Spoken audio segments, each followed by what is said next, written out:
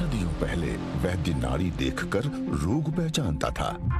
आज एआई मशीनें डेटा देखकर निदान कर रही हैं। समय बदला है, लेकिन क्या चिकित्सा जगत का मर्म भी बदल गया है? जब मशीनें बीमारी पहचान रही हैं, तो मरीज का दर्द कौन समझेगा? क्या नए भारत की ताकत सिर्फ डॉक्टर्स की बढ़ती संख्या होगी, या एक्सीलेंस, एथिक्स और एम्पैथी से होगा भारत के मेडिकल एजुकेशन का उज्जवल भविष्य? इसी निर्णायक विषय पर युवाओं के साथ विशेष संवाद करेंगे डॉक्टर सुभाष चंद्रा, जो बात डिग्री पर नहीं, दायित्व पर करेंगे, जो बात करियर की नहीं, केयर की भी करेंगे, और बात सिर्फ चिकित्सा जगत के बदलाव की नहीं, बल्कि बदलते भारत की करेंगे। Please welcome doctor Subhash Chandra.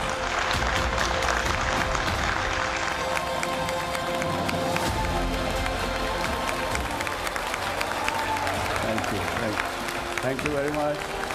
Thank you. Thank you. Thank you very much. So I'm going to today learn a lot from you, all of you.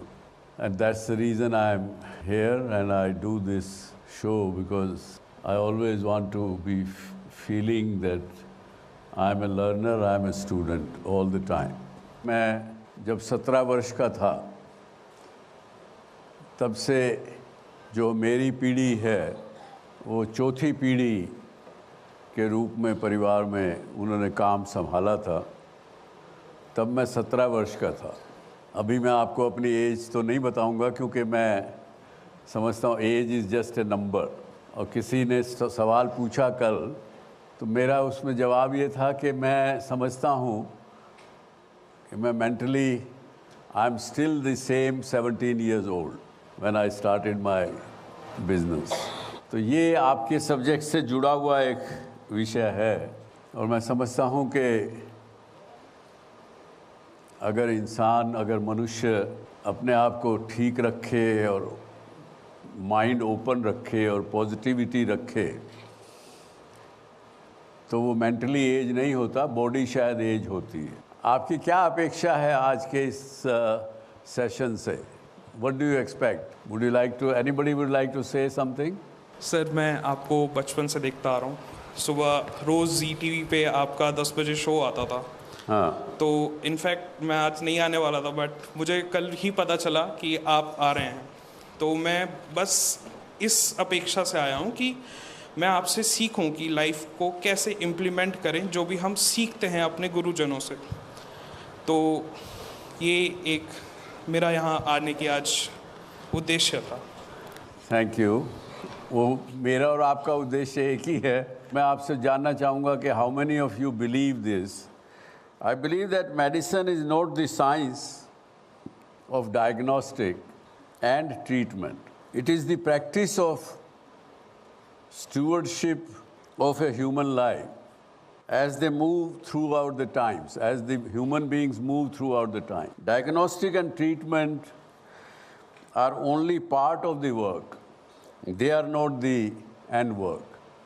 So do you agree with that? How many of you are medical students? Can you please raise hand? Oh, wow. Most are medical students. So may I ask you a question? When a patient comes to you for treatment, what do you call them? Patient? What do you call them? Patient means a sufferer. Patient word, the root word meaning is the one who suffers. And when it comes, so as a doctor, it's our duty to end the suffering. And more than that, to also make their life such that they don't suffer later on with it. So that is the root word from which the word patient has derived. Okay, that's very good. Thank you. Normally, what I have heard that it's termed as a case. A case has come of such and such problem or illness, because the hospital also, when they bill a case. I'm treating a case of pneumonia, or I'm treating a case of hypertension.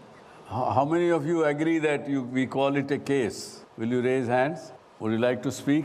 something about it? जैसे कि सब patient होते हैं तो सारे patient आते हैं अपने अपने प्रॉब्लम्स के साथ हॉस्पिटल में। सब पेशेंट एक अलग अलग बीमारियां, एक अलग अलग वजह से आते हैं हॉस्पिटल में।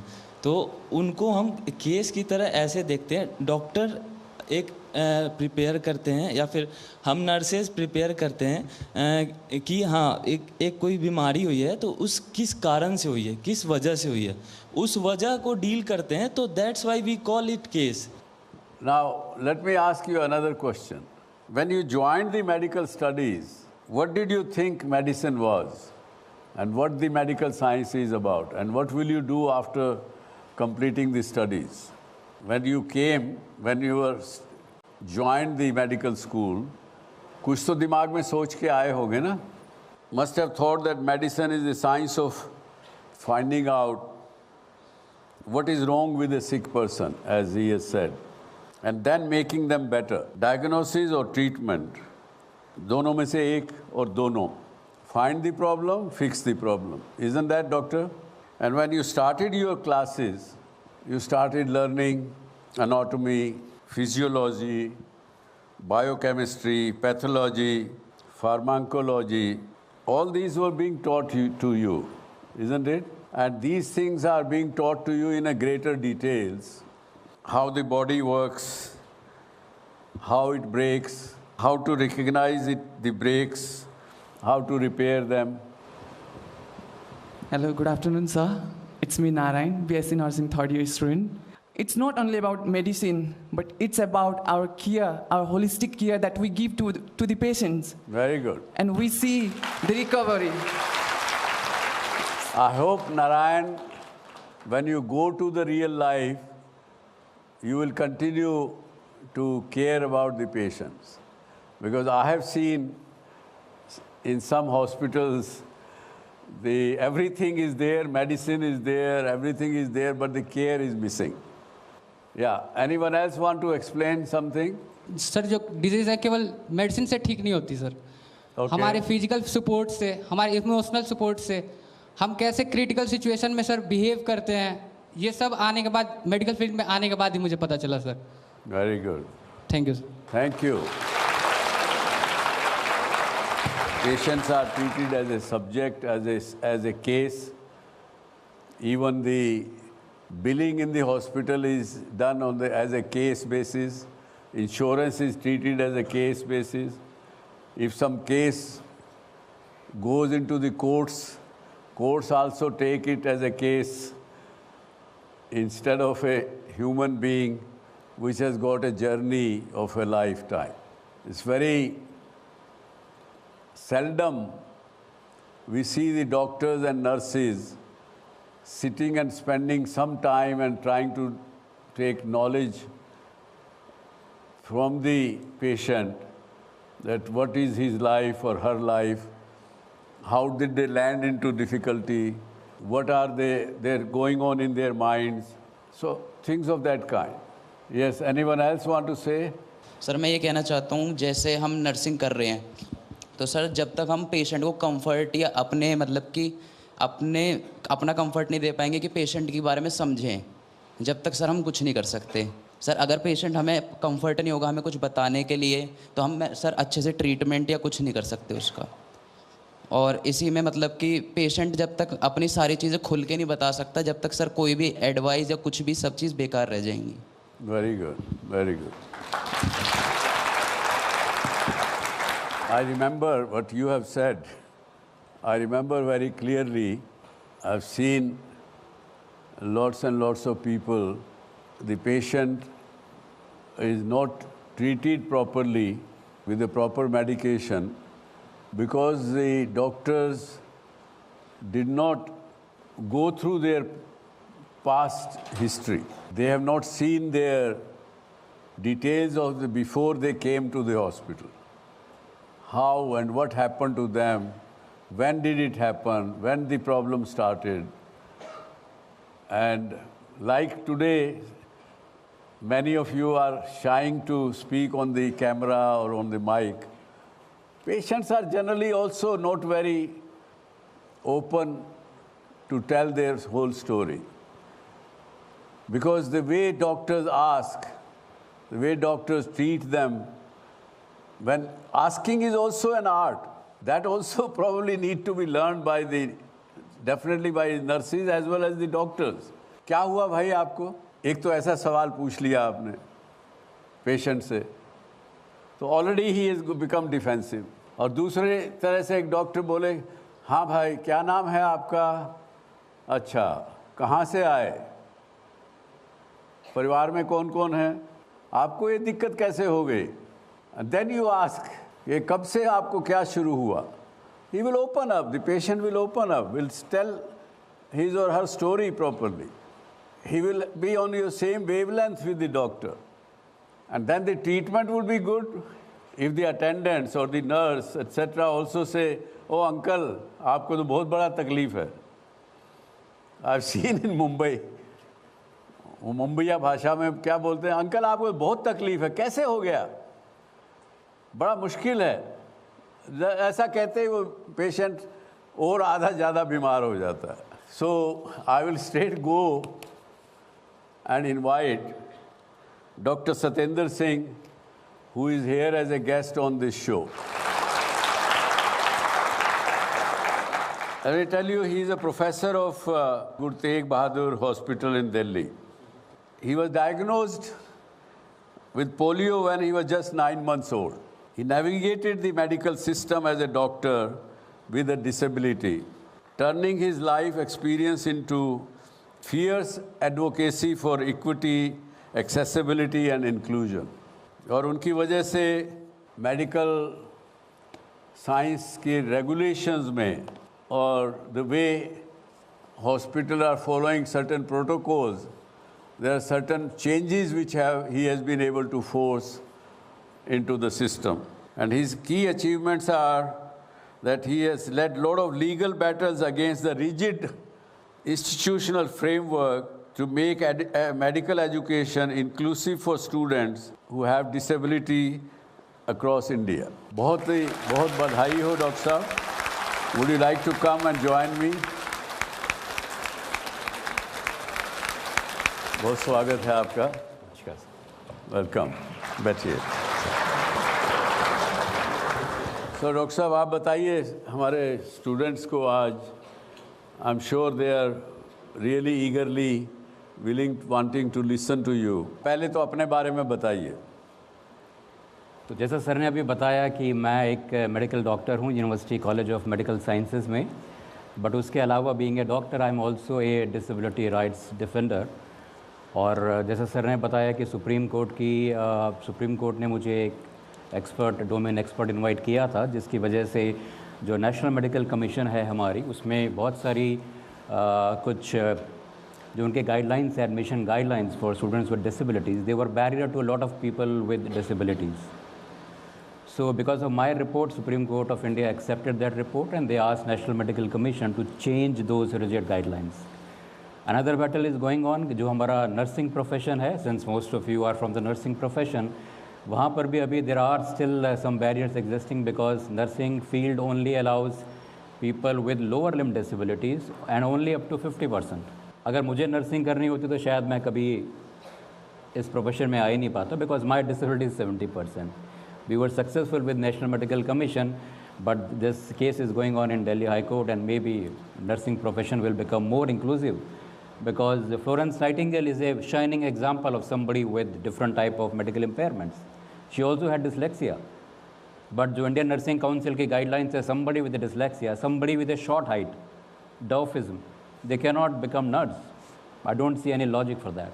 What height person cannot, below the height cannot become nurse? Below 4 feet. Below because जो हमारा जो हमारी पार्लियामेंट है, उन्होंने एक कानून पास किया, the rights of persons with disabilities act. उस कानून में कहीं नहीं लिखा कि कितने परसेंटेज वाला डिसेबिलिटी वाला डॉक्टर बन सकता है या नर्स बन सकता है या फिजियोथेरेपिस्ट बन सकता है. These barriers are from the commissions. और वो जो कमीशंस ने जो गाइडलाइंस बनाई है, they never included people with disabilities. And this is very common thing which we also see in medical profession many a times when we are talking, when we are making policy for say poor people, say for people with different type of illness and ailments, we never involve them in those decision making.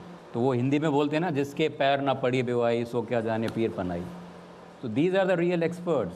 सरकार ने बड़ा अच्छा example दिया था, case, medical case, that's how we deal with patients coming to our hospital. What about me? Madam ने बोला कि patients and cases are those who suffer. Am I a case? Am I a sufferer? I'm also a doctor. I'm also a proud person with disability. Who am I? Yeah, that question remains very much in the air. What more do you think we need to do in this case? Sir, I think the main issue जो है, nobody wants to become a bad doctor or a bad nurse or a bad physiotherapist. The problem is that, we have our own implicit biases, right? And it is largely being changed or tackled with good teachers, good universities like Sharda University. But having said that, all of these universities can only teach what the regulatory bodies prescribe, because we have National Medical Commission. They have now, from 2019 onwards, included medical ethics longitudinally through all 5 years. Unfortunately, in case of nursing, again the curriculum was changed into competency-based from, I believe, 2022 onwards. But they only include 1 semester where they teach medical ethics. Now, this is something which needs to be inculcated right from the beginning of your nursing profession or your physiotherapy profession, because these are not optional subjects. This is something which will help you throughout life. ये हमेशा आपका साथी बनेगी. At here, this university, I heard students definitely being taught as empathy, as a main subject rather than a side subject. So that's tribute to the faculty members over here, sir, जो यहाँ पर हैं, because students follow what your faculty member teaches. Yeah. We teachers are always under the microscope of our students, right? जो मैंने अभी experience किया है अपने मेडिकल कॉलेज में, ये है कि आप एथिक्स पर भाषण दे सकते हो अपने लेक्चर में, लेकिन स्टूडेंट्स आपको नोट करते हैं कि what are you doing when you are going to the hospital, how are you interacting with that patient वो स्टैंडिंग इन द क्यू जिसका नंबर नहीं आया है, हाउ आर यू डीलिंग विद द अटेंडेंट जिनका पेशेंट ओटी के अंदर गया है, वो बाहर खड़े हुए हैं और उनको गार्ड डांट के भगा रहा है. And these are the moments where you see the DNA of that medical hospital or university, whether your teaching is being percolated down to the students level or not. आप समझे क्या उन्होंने कहा डॉक्टर सिंह ने? आप उनसे कोई सवाल पूछना चाहेंगे? आजकल हम लोग देख रहे हैं कि मेडिकल फील्ड में या मेडिकल सेक्टर में लोग एम्पैथी खो रहे हैं. Do you feel that this trend is going on right now in India or all over the world? They are just trying to show the sympathy to the patient or the people, but they are not showing the real empathy they need. Thank you for that question. बहुत ही important question है कि क्यों हम empathy अपनी खो रहे हैं. I remember we did a research at UCMS जिसमें हमने जो medical students first year में आते हैं, third year में जाते हैं, fifth year में, final year में, हमने उनका Jefferson scale of empathy, which is an international questionnaire जो बताता है कि what is the level of empathy, उसको हमने चेक किया right from the first year to the final year, and we were surprised because first year में they are very highly motivated. जब आप लोग मेरे पास आते हो, because I teach physiology, which is the first year, I am the person who sees you for the very first time in my classrooms. You come with those twinkle in your eyes, sparkle in your eyes, you want to change the world, you want to contribute to society. And sadly, over a period of time, after going through cadaveric dissection, after seeing patients suffering and all of that in the final years, suddenly the level of empathy goes down. Why is it so? And I think आपके हिसाब से क्यों हो रहा है? Sir, इसके लिए हमें शायद अपने अंदर खुद भी, हम टीचर्स को, हम डॉक्टर्स को भी जागना पड़ेगा कि क्या रीज़न है इस बात का कि what is happening and why is happening. जो कंपटीशन है आजकल, जो है लोगों को USMLE जाना है, PG में क्लियर करना है, नीट PG निकालना है, बाकी चीज़ें निकालनी है. There is a lot of competition, and right from the beginning मैं देख रहा हूँ आजकल के बच्चे, I feel very sorry for the young generation that right from maybe before 10th standard you are already preparing for coaching entrances. I never to coaching, हमारे ज़माने में कोचिंग का कोई कॉन्सेप्ट नहीं होता था. But right now what I see is that even in the medical college जो first year के मेडिकल स्टूडेंट्स हैं, right from the first year वो 5 दिन 5.5 दिन वो MBBS की क्लासेस लेते हैं सैटरडे और संडे को. They are sitting in coaching from 9 to 9. Coaching is because it's a highly competitive scenario going on. So there is आप देख रहे हैं कि पिछले महीने भर से नीट में क्या हो रहा था, क्या नहीं हो रहा था। जी सर। 30-30 लाख स्टूडेंट्स अप्लाई करते हैं, एग्ज़ाम में बैठते हैं, लाख सीटें अवेलेबल होती हैं, तो क्या करेंगे? एग्जैक्टली इसलिए वो फिर कोचिंग क्लासेस भी लेते हैं, एक्स्ट्रा भी चीज़ें करते हैं। सो मैनी टाइम्स, क्योंकि you all people are brilliant people जब आप MBBS में आते हो या नर्सिंग में आते हो, क्योंकि आप अपने एरिया से टॉप करके आते हो, एंट्रेंस एग्जामिनेशन क्रैक करके आते हो। बट यहाँ पर जब आप मेडिकल कॉलेज में आते हो, you have people from all over the country and in fact in short the people even from abroad also. There is a huge competition and then there is a peer pressure, and because of that we are killing the joy of taking care of yourself, learning from humanities. India में आजकल क्या है कि जब हम पहले से divide कर देते हैं कि ये सब्जेक्ट्स में आर्ट्स और मेडिसिन, आर्ट्स वगैरह ये तो ह्यूमैनिटीज़ वाले पढ़ते हैं। My understanding is slightly different because my understanding was shaped by my interest in medical humanities. जब मैं क्लास में पढ़ाता हूँ तो यूजुअली जो फर्स्ट स्लाइड्स होती हैं मेरी, उसमें I don't start with learning objectives. At the end of this session you would hear this and that. I begin with a painting and I ask for interpretation from the people. Everybody interprets a piece of work differently. Frida Kahlo जो कि एक बहुत ही famous artist with disabilities है, उनकी एक बड़ी renowned painting है द ब्रोकन कॉलम, जिसमें उनको दिखाया गया क्रॉनिक पेन और डिसेबिलिटी का मतलब। It is being perceived differently by students. Then there is a painting the doctor. नहीं, वो तो डॉक्टर साहब स्वाभाविक है। इफ़ यहाँ पे अगर 500 स्टूडेंट्स बैठे हैं जी सर, तो 500 अपने दिमाग हैं, हर दिमाग का अपना फ़िल्टर है। Exactly sir. हम अपने फ़िल्टर लगा के ही उस विषय को देखेंगे। Correct sir. तो उसमें अलग अलग आंसर्स आएंगे, वो बात तो समझ में आती है। मेरा सर वही कहने का मतलब है कि जो डॉक्टर या नर्स या फिजियोथेरेपिस्ट की सबसे इम्पॉर्टेंट चीज़ है स्किल सेट, वो है आपका कम्युनिकेशन स्किल्स। हाँ, कम्युनिकेशन। और कम्युनिकेशन स्किल्स में I am not only talking about your spoken word skills and all of that, I am talking about non verbal skills. Non verbal, जब आप बॉडी लैंग्वेज आपकी क्या है? Yes sir. जब आप OPD में बैठते हो और आपका मरीज़ गेट पर खड़ा होता है, आपकी डायग्नोसिस उसी मोमेंट से स्टार्ट हो जाती है, the moment that person is coming inside. And how can U Haul your observation skills, कैसे आप तेज़ कर सकते हो। And that's why the linking with visual arts. Visual arts आपको सिखाती है कि आपको एक आर्ट्स को कैसे देखना है, फ्रॉम द पेरिफेरी या centre, and it tells you about the cues. Doctor से आप पूछोगे आप में से कितने लोग ऐसा सोचते हैं कि विजुअल आर्ट से ही कम्युनिकेशन स्किल का शुरुआत होगी?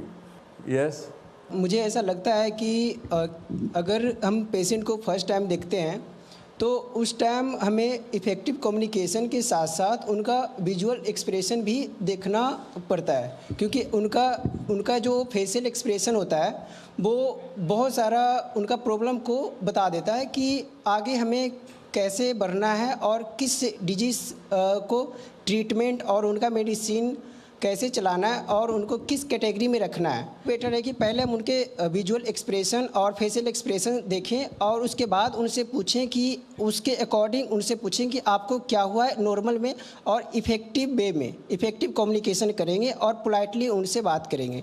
ऐसे बात करने से बेटर क्योर कर सकते हैं। Thank you sir. Yes sir. बिल्कुल सही कहा सर स्टूडेंट ने। मैं बस इसमें एक चीज़ ऐड ऑन करना चाहूँगा सर। जैसे जब कोई पेशेंट आता है, वो जब वो दर्द में होता है, उसके सीधे चेहरे पे दिखता है कि वो दर्द में है, वो पेन में है। अगर कोई टेंशन है, जैसे सपोज सर मैं हस्बैंड हूँ, मेरी वाइफ प्रेग्नेंट है और वो लेबर में, तो वो मेरे चेहरे पे साफ दिखेगा, मेरी वाइफ के चेहरे पे साफ दिखेगा। तो जो सर ने कहा वो एकदम सही कहा है कि आपका जब कम्युनिकेशन है वो विजुअल से स्टार्ट होता है, वहाँ से आपको दिखते ही पता चल जाता है कि क्या है। बस मैं इतना ही ऐड ऑन करना चाहूँगा। Thank you sir. Very good, very good. Sir जैसे अभी उन्होंने कहा कि एम्पैथी हम लोग खो रहे हैं जैसे मेडिकल फील्ड में, तो क्या कभी एम्पैथी सिंपैथी शो करने में ज़्यादा इमोशनली कनेक्ट हो जाते हैं पेशेंट से, उसको कैसे कंट्रोल कर सकते हैं, या मतलब क्या वो सही है कि या गलत है? तो मेरा क्वेश्चन वही था। Thank you. That's a very valid question, thank you for that. Medical system में एक टर्म होती है जिसको हम बोलते हैं डिटैच्ड एम्पैथी। तो वी एक्सपेक्ट दैट जो हीलर्स हैं हमारे, बी डॉक्टर्स, नर्सेस और physiotherapist, they need to be compassionate and they need to understand and they need to demonstrate empathy also. But many a times you shouldn't focus too much on that, and that's why we say we need to be little bit detached also while showing empathy, because ultimately it also has effects on your psyche as well, and you will keep on seeing this suffering everywhere in your hospital. But the patient has come to the hospital to you to get relief of these sufferings, And that's why it is important that, you are in your senses to make those decisions which would help that particular person or the patient to get rid of his or her own sufferings. Sir कई बार ऐसा होता है कि patient के साथ जो attenders होते हैं उनकी जो क्रिटिकल कंडीशन होती है पेशेंट्स की, तो जो अटेंडर्स है वो ज़्यादा ही इमोशनल हो जाते हैं। समझाने के बाद भी कई बार समझ नहीं पाते हैं कि इमोशन को किस तरह से हैंडल किया जाए। इवन दो जो काउंसलर्स होते हैं उनके सामने भी वो इमोशनल हो जाते हैं, तो उस चीज़ को कैसे डील किया जाए कि अटेंडर्स उनके ज़्यादा इमोशनल ना हो, कि डिजीज़ कंडीशन स्पेसिफिकली जैसे जैसे हम ट्रीट करते जाएंगे वैसे वैसे अपग्रेड होती चली जाएगी। तो वो चीज़ थोड़ा अटेंडर्स को दिक्कत होती है कई बार समझाने में। तो ये वही चीज़ है जो हमने अभी बात की कि एक डिफरेंस जो बेसिक है हमारा ये है कि प्राइवेट हॉस्पिटल्स और पब्लिक हॉस्पिटल्स में जो आप बात कह रहे हैं, ज़्यादातर अक्सर हमने देखा है कि जो सरकारी अस्पताल होते हैं वहाँ जो रेजिडेंट्स इमरजेंसी में काम कर रहे होते हैं। Unfortunately many times there are incidents of violence on health care professionals. The reason for that is that there is an improper triage. डॉक्टरों की पिटाई होना कोई बड़ी बात नहीं है सरकारी अस्पतालों में, स्पेसिफिकली आपकी इमरजेंसी में, क्योंकि इमरजेंसी का जो माहौल होता है बड़ा चार्ज अप होता है emotionally. Doctors are working there for constantly 12 hours, 16 hours, at times 36 hours, and many times attendant do not understand कि कौन सा पेशेंट कितना ज़्यादा सीरियस है। ये प्रोरोगेटिव डॉक्टर का है कि वो डिसाइड करेगा कि पहले वो किसको देखेगा, क्योंकि आपकी जो सप्लाई है हॉस्पिटल में, resources there limited, number of beds are also limited, and that's why you need to decide कि किस एक जो लिमिटेड बेड है उस पर कौन सा पेशेंट आएगा। क्या उस पर आप एक 18 साल का जो एक यूथ है आया एडमिट में, उसी टाइम पर आपके साथ एक बुज़ुर्ग इंसान है 90 साल के आए हैं, दोनों एक समय पर आए हैं, बेड एक है, आप किसको एडमिट करेंगे? फिर आप हिस्ट्री लेंगे। कुछ लोग सोचते होंगे हिसाब से किसको लेना चाहिए, 18 साल या 90 साल? 18 साल। क्यों? क्योंकि आप सब 18, 20, 25 के हो। अच्छा, दूसरा मैं सवाल आपसे पूछता हूँ, जो 18 साल का जो यूथ आया है हॉस्पिटल में, उसका आपने ब्लड सैंपल देखा, उसमें there is a high level of alcohol intoxication. उसके यहाँ पर टैटू लगाया जो बता रहा है कि वो रात को एक पब में गया था और जहाँ से उसको लाए गए हैं he was involve in A road traffic accident and he was driving while intoxicated. और जो दूसरे आपके 90 साल के जो बुज़ुर्ग हैं, बिल्कुल उनकी उम्र काफ़ी ज़्यादा है, but he comes out to be a freedom fighter. क्या आपका डिसीजन चेंज होगा? तो ये एथिकल सवाल होते हैं। चेंज योर डिसीजन, यस और नो? नो और यस। हम जिस फील्ड में हैं उस फील्ड में केयर, रिस्पॉन्सिबिलिटी, पेशेंस सब कुछ चाहिए होता है, बट फिर ऐसा हो जाता है कि हम मेडिकल फील्ड को एज अ ट्रीट करते कि ये बस डिसीज़ को ट्रीट करने के लिए, पर्सन को ट्रीट करने के लिए नहीं। But I think medical field is all about treating person also. Yeah very good, very well said. Absolutely, because यही एक इम्पॉर्टेंट चीज़ है कि जो हमारा मेडिकल करिकुलम पहले था, it was largely disease focused. Disease focused पूरे मेडिकल का जो फंक्शन था, जो पर्पस था, वो था टू फिक्स द पेशेंट। अभी हम जो बात कर रहे हैं, क्योंकि काफ़ी चेंजेस आए हैं, we talk about person centric care. We do not focus too much on science and symptoms. Yes, they are important, but उन साइंस और सिम्टम्स के पीछे एक जीता जागता इंसान है, and you are caring for that. Symptoms are secondary.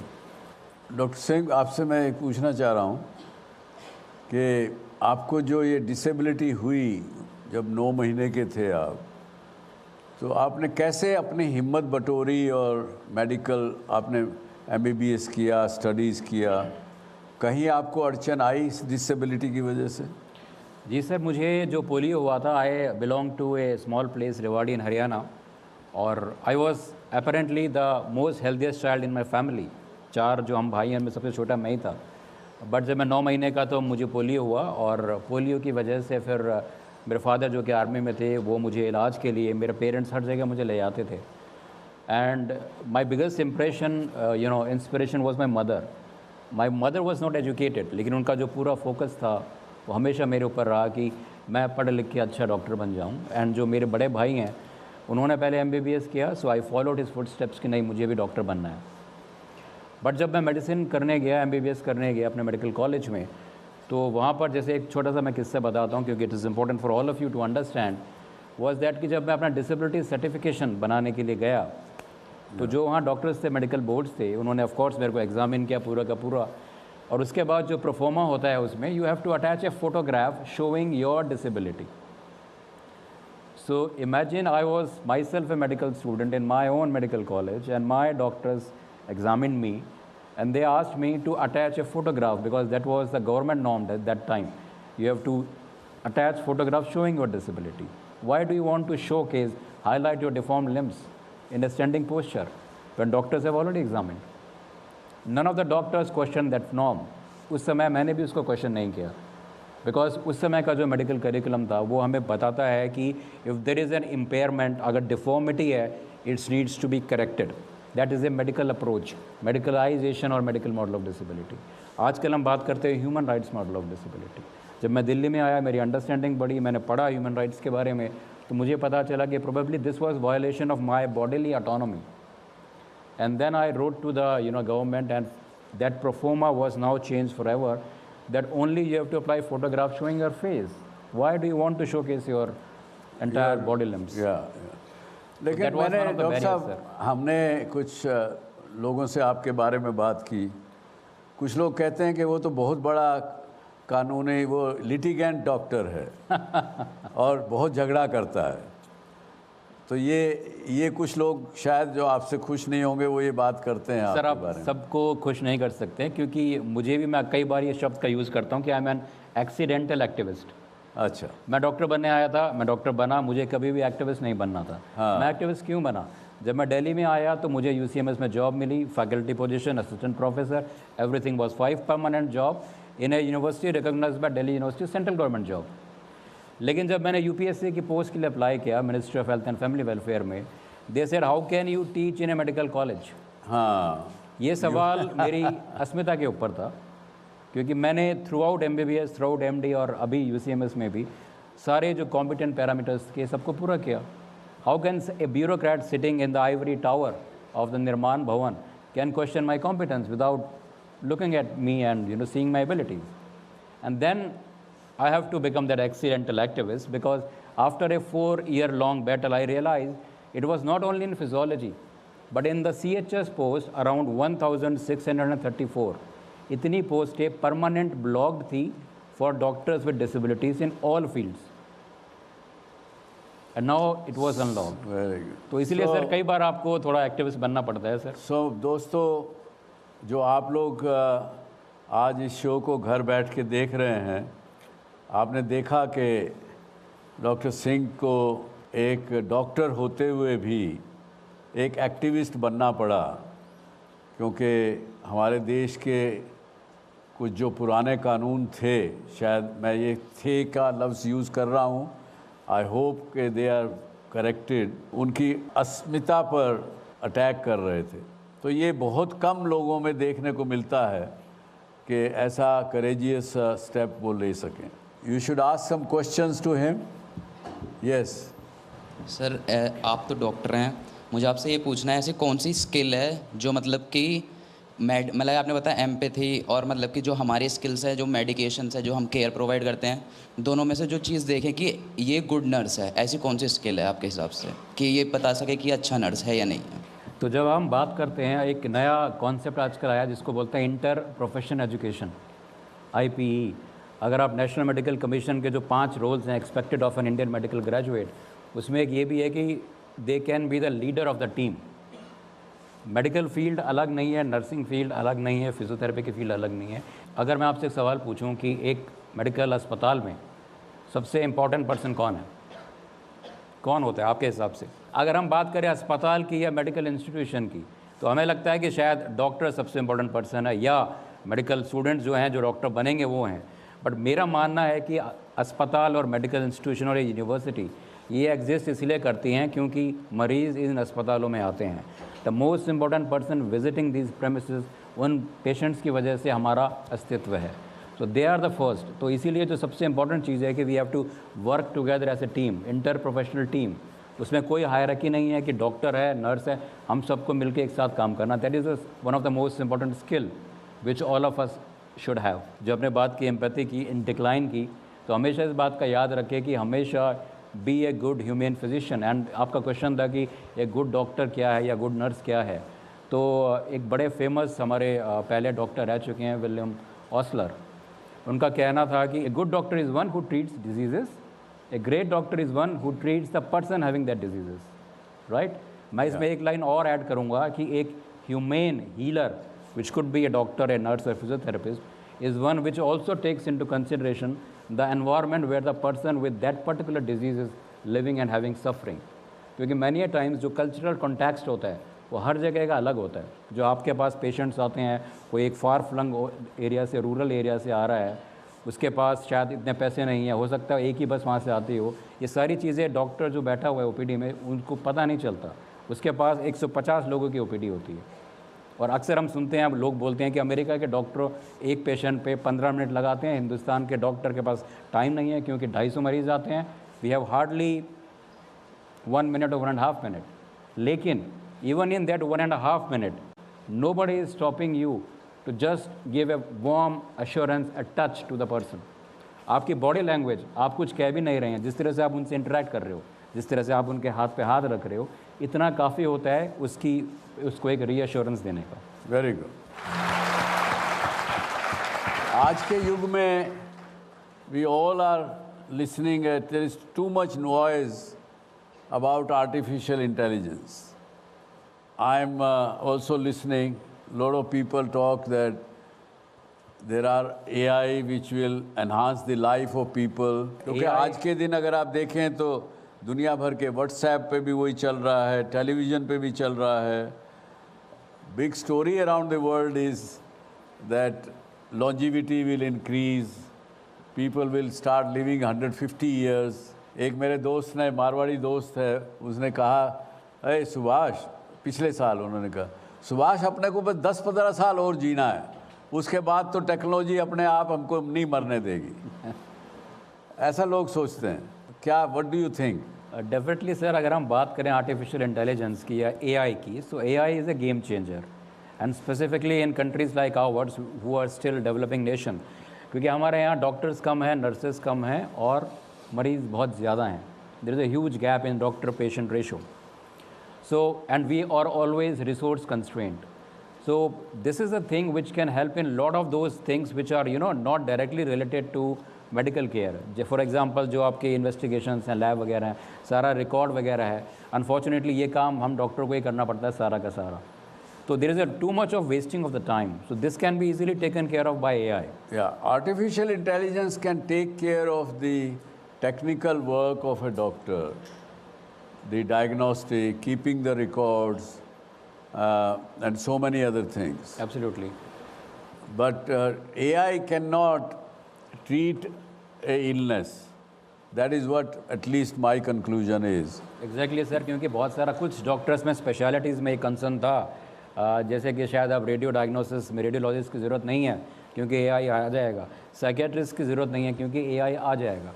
But the thing is that AI can only give you a certain direction. It can never ever replace a human doctor. It can only give you information. And many a times you do need to know what to do with that information.